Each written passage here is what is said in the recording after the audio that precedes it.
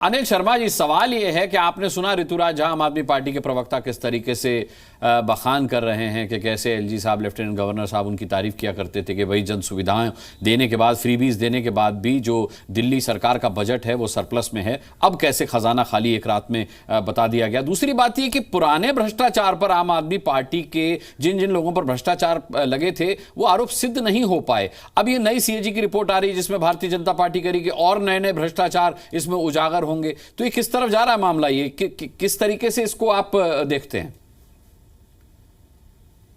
पहले तो मैं ये बात आपको बता दूं कि पुराने आरोप सिद्ध नहीं हुए, ये किसने कहा?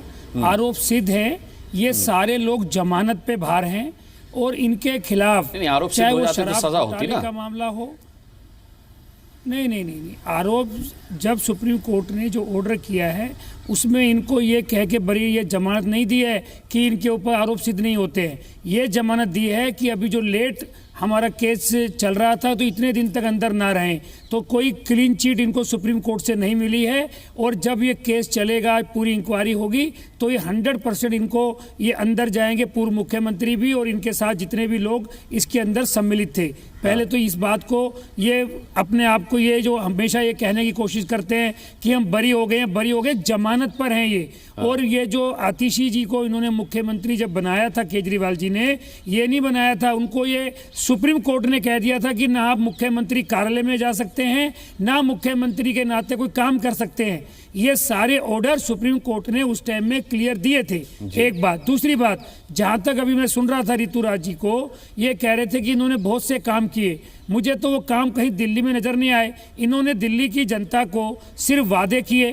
अगर इन्होंने दिल्ली की यमुना जी को साफ करने का वादा हर चुनाव से पहले किया, यमुना जी साफ नहीं हुई। रोड के गड्ढे, इतने गड्ढों में रोड है, रोड में गड्ढा, ये समझ में नहीं आता है। पॉल्यूशन कितना ज़्यादा दिल्ली के अंदर बढ़ा हुआ है, वो इन्होंने ठीक नहीं किया। ये एक ही बात को हमेशा बोलते हैं कि हमने बिजली, पानी, बस फ्री दी। मैं ये मानता हूं कि कुछ लोगों को बिजली का फ़ायदा जरूर हुआ होगा, परंतु उस बिजली का फ़ायदा जितना कुछ लोगों को हुआ है उससे ज़्यादा फ़ायदा इन लोगों को हुआ है जो बिजली वालों से मिलकर इन्होंने लाखों करोड़ों रुपए खाए हैं। उसकी भी जांच होगी, क्योंकि दुनिया भर का उसके ऊपर टैक्स लगा के और फिक्स चार्ज लगा के जो इन्होंने दिल्ली की जनता को लूटा है वो भी जांच होगी। और ये जो आज अभी कल सीएजी की रिपोर्ट टेबल होने वाली है विधानसभा में, इनको उस बात की अभी से तकलीफ हो रही है। अनिल जी, आतिशी ने यह भी कहा है कि उन पर यह आरोप भी गलत है कि सीएजी की रिपोर्ट को सरकार ने दबाया। वो कह रही कि चुनाव से पहले स्पीकर की टेबल पर रिपोर्ट जा चुकी है सीलबंद लिफाफे में। भाई साहब, इतनी बार हमारे पूर्व लीडर ओपोजिशन जो आज स्पीकर साहब बने हैं, विजेंद्र गुप्ता जी, उन्होंने ये कितनी बार ये मुद्दा उठाया। ये हर बार कहा गया कि इसको टेबल कीजिए। इन्होंने टेबल नहीं किया। इनके वकील ने इवन हाई कोर्ट तक जाके इस बात को उठाया कि नहीं, कोई ज़रूरत नहीं है। अब जब वो टेबल होगी तो कल दिल्ली की जनता उसको देखेगी कि सीएजी की रिपोर्ट के अंदर कितने इन्होंने घोटाले, इनके पूर्व मुख्यमंत्री या जो अभी थोड़े दिन पहले तक मुख्यमंत्री रही हैं आतिशी जी, उनके सारे मंत्रियों ने कितने घोटाले किए हैं, वो दिल्ली की जनता के सामने कल आपको सामने नजर आएंगे। ठीक है अनिल जी, हमसे बात करने के लिए, ताल ठोक के में आने के लिए बहुत बहुत धन्यवाद हम आपका करना चाहेंगे।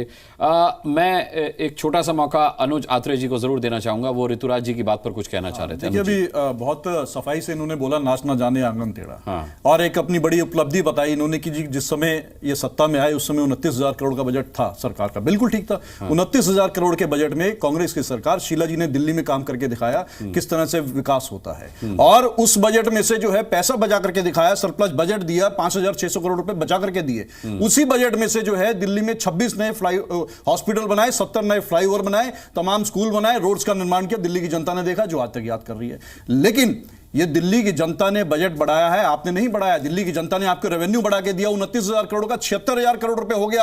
वो पैसा कहां गया? वही तो हम सवाल पूछ रहे हैं कि जब 29,000 करोड़ में 5,600 करोड़ रुपए कांग्रेस की सरकार बचा के दे सकती है, आप 76,000 करोड़ रुपए सालाना ले रहे हैं और आप उसको बजट को घाटे का लेकर के आ रहे हैं, और आप उसको 3,900 करोड़ रुपए घाटे का बजट दे रहे हैं और काम कुछ हुआ नहीं है। दिल्ली में आपने कोई हॉस्पिटल नहीं बनाया। 3 नए हॉस्पिटल बने, वो भी जो हम शुरू करके गए थे, उनको आपको पूरा करने में भी 7 साल लग गए। उसके अलावा कोई आपने नया हॉस्पिटल नहीं बनाया। हमने 26 नए हॉस्पिटल बनाए, 500 नए स्कूल का वायदा किया था, 50 स्कूल का छोड़िए, आप 15 स्कूल की लिस्ट बता दीजिए जो आपने इन 11 सालों में बनाए, नहीं बनाए। ये पैसा कहां गया, यही तो सवाल पूछा जा रहा है आपसे, जिससे आप घबरा रहे हैं। तो ये नाच ना जाने आंगन टेढ़ा की कहावत का जरा अर्थ समझा दीजिए, हमारे को भी समझ में आ जाएगा कि कौन नाचना जानता है, नहीं ये जानता है, किसने आंगन टेढ़ा किया या किसने आंगन को तोड़ करके तहस नहस कर दिया।